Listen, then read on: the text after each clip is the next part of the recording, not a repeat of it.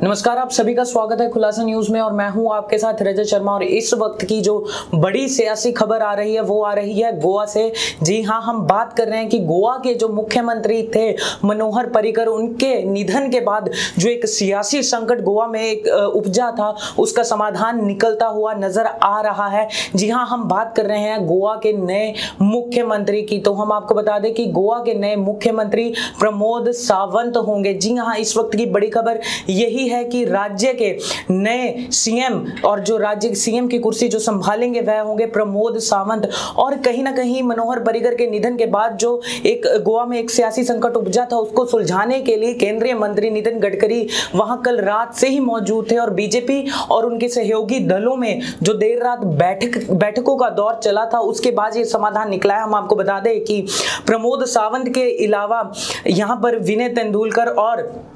विश्वजीत प्रताप राणे भी सीएम की रेस में काफी आगे थे, लेकिन अंत में प्रमोद सावंत का ही नाम पर ठप्पा लगा है सीएम की कुर्सी के लिए। अब हम आपको बता दें कि प्रमोद सावंत को ही क्यों वहां का सीएम नियुक्त किया गया है, क्योंकि प्रमोद सावंत जो थे वो वहां के भाजपा के जो विधायक मनोहर पर्रिकर के बाद जो वो अकेले ही आरएसएस के कैडर बचे हैं वहां पर गोवा में। और दूसरी बात, उनको मनोहर पर्रिकर के बहुत करीब माना जाता है और वरिष्ठ नेता है काफी बीजेपी के, और उनको काफी एक जो एक्सपीरियंस जिसे हम कहते हैं कि उनके पास बहुत अच्छी पकड़ है उनकी गोवा की राजनीति में। और अगर हम विश्वजीत प्रताप सिंह राणे की हम बात करें तो वह कांग्रेस छोड़कर वो गोवा में जब गोवा में भाजपा पार्टी में आए थे, इसलिए उन पर कहीं ना कहीं संशय की स्थिति थी कि कहीं कांग्रेस उनको दोबारा से प्रलोभन देकर फिर से वापस अपने कांग्रेस में ना शामिल कर ले, उनको सीएम की कुर्सी का एक प्रलोभन दे दिया जाए, इसलिए उनको कहीं ना कहीं वो इस रेस में वापस पिछड़ गए। और विनय तेंदुलकर भी सामने थे,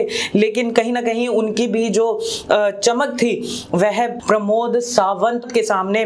फीकी पड़ गई और प्रमोद सावंत वो गोवा के नए सीएम बन गए। तो हम आपको बता दें कि इससे पहले कांग्रेस ने भी अपना वहां पर स्टेक था जो वो क्लेम किया था कि हम गोवा में हम सरकार बनाने का दावा पेश किया था उन्होंने, क्योंकि उनके मुताबिक जो भाजपा थी वह अल्पमत में थी। उनका ये कहना था कि जो भाजपा के सहयोगी दल हैं उनमें से कुछ जो गैर भाजपाई दल हैं वह कांग्रेस के साथ उनको सहयोग देने के लिए राजी हैं। लेकिन हम आपको यह भी बता दें कि मनोहर पर्रिकर के निधन से पहले भी कांग्रेस की तरफ से यह दावा पेश किया गया था कि वह गोवा में सरकार बना रहे हैं, लेकिन कहीं ना कहीं यह दावा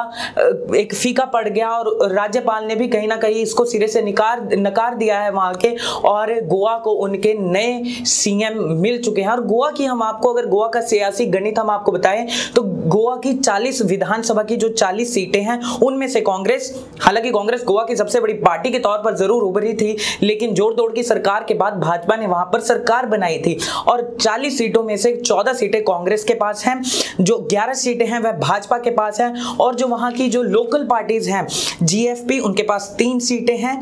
एमजीपी उनके पास भी 3 सीटें हैं और निर्दलीय उनके पास भी 3 सीटें हैं और एनसीपी के पास 1 विधायक है। गोवा की जो 40 सीटें हैं उनमें कुल मिलाकर हम आपको अगर बताएं तो 36 विधायक हैं, क्योंकि 2 कांग्रेस के विधायकों ने वहां से इस्तीफा दे दिया था और मनोहर पर्रिकर का निधन हो गया है, और इससे पहले एक और विधायक थे वहां के, उनका भी निधन हो गया था। तो कुल मिलाकर 40 में से 36 विधायक हैं और इनमें से कांग्रेस थी जो वो एक बड़ी पार्टी, सबसे बड़ी पार्टी बनकर उभरी थी, लेकिन भाजपा ने अपनी सरकार बनाई थी। अब गोवा के जो डिप्टी सीएम होंगे कौन होंगे हम आपको उसकी जानकारी देते रहेंगे। तब तक आप देखते रहिए खुलासा न्यूज। धन्यवाद।